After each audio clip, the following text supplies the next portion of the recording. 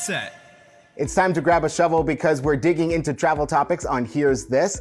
Storied Love Field in Dallas will be among the first airports in the nation to utilize new technology designed to reduce close calls. The announcement comes on the heels of a near miss at Reagan National Airport in Washington, D.C. Now, the breakthrough technology will be used for airplanes taking off and landing, and it's a safety initiative being introduced by the Federal Aviation Administration. In fact, one of the airplanes involved in the close call at Reagan National Airport was preparing to land while the other was taxiing to take off. It was a case of human error, as one of the air traffic controllers could be heard on audio giving the go-ahead to an airplane that was set to depart, and another could be heard giving permission for a plane to land. Ooh. Now, the two jets were said to be seconds away from colliding. Nobody was hurt, and airport operations were not greatly impacted by this situation. This is crazy.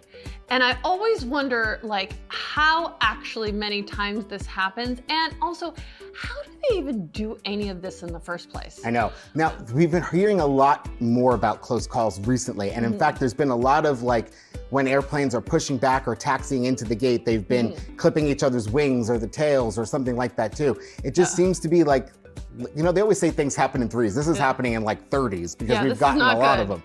But yeah, hopefully this technology will help alleviate some of this. I mean, we were just somewhere, and it was like every 15 seconds a plane was landing. And if even one plane wasn't like doing what they were supposed to do as soon as they landed, I don't know how everyone else in line, because you know, you could see them coming in line. I mean, it's such a carefully calculated orchestra, but I don't know how they do it. I don't know, I get nervous. Now, here's a quote too. Quote, "If people do not appreciate the seriousness of the safety situation we're in today, then something tragic is going to happen," said Dan Stratman, a retired airline pilot and author of the aviation thriller Mayday.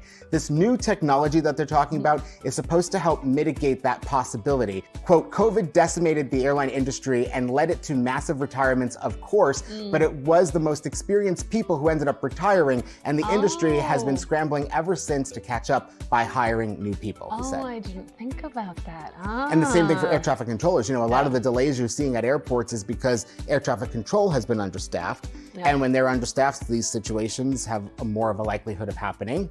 So hopefully that technology can help alleviate the staffing issue. We'll see. Oh, okay. What else do we have going on Just wear here? your seatbelt, Nikki. Yeah. That's all. Just keep your seatbelt fastened. When you get in your car here, wear your seatbelt. Well, when you're at home, I'll